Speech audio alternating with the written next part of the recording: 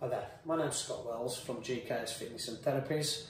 I'm bringing a video to you now on how to perform the plank. Okay, the plank is a mat-based exercise which over the years has been used in many different disciplines, from yoga, Pilates to personal training and core conditioning classes. Now, as we all know, within the group fitness workout, where we have a number of people come into our classes that are different levels, so I'm going to break that down into beginner, intermediate and advanced exercises.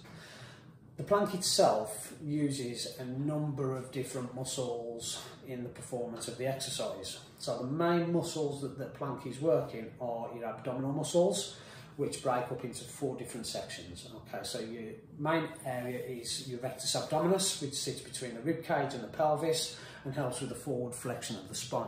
Okay, your transverse abdominis, which sits lower, helps with your core stability, which, as we all know, a stronger core details a better spine. So the better spine that we have, the better living that we get. Okay, then you've got another 2 sections, which are the external obliques, which sit on the outside of the stomach, and then just inside of the external you've got the internal obliques. So the main function of the external obliques is to rotate the spine. Okay, when we rotate the spine, the contraction on the outside of the external obliques on the right also instigates a contraction on the inside on the internal obliques on the left. And then when we perform that backwards, the external on the left contract onto the internal on the right contraction. Okay, so those are the main functionalities of the muscles that we work in. We have also got other muscles that we work when performing the plank because of the situation that we lie in. So we are working the rhomboids, which is a muscle what sits underneath the shoulder blades, and their main functionality is to stabilise the shoulders. They also help rotating the downward action for the scapula, again, which is your shoulder blades. Another muscle that they work as well are the trapezius, okay, which is the muscle what sits just at the top of the shoulders here. And the main functionality of the trapezius basically is to twist the head or to bend the head down to the side, but it's also a postural muscle as well. So it helps maintain a good strong posture in the upper back, keeping the shoulders back and helping support that spine. So what we'll do now, we'll move on to the exercise, and then I'm going to show you the different levels what we can perform, but I'm also going to tell you a few things what you need to be very careful of, okay?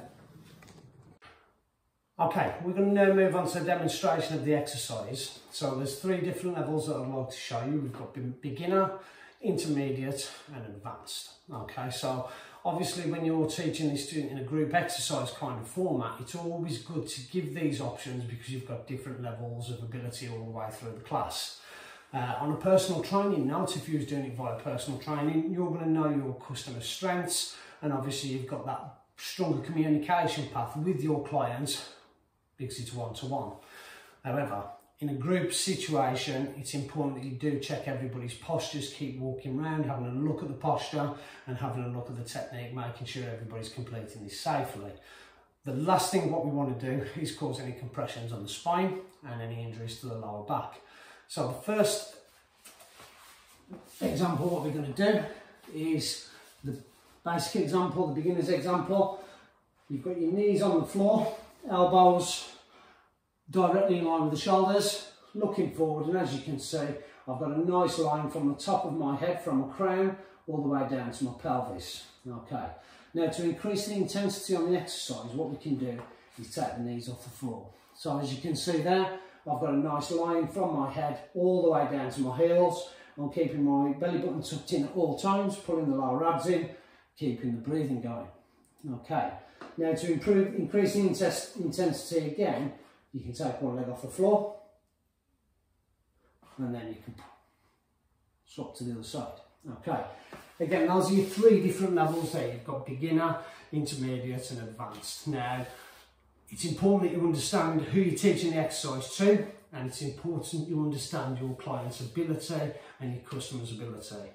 And again, when you're demonstrating this exercise, it's important that you give all of the necessary safety information. So elbows in line with the shoulders, nice straight back, making sure that we're not sticking the bum up into the air or sinking the back down too low. Again, instruct your clients, your customers on breathing. It's important that they breathe because you'll be surprised at how many people do this exercise and actually hold the breath. I hope you found the video beneficial, Any further questions or any queries, please do not hesitate to contact me. Scott GKS Fitness, believe to achieve. Thank you very much.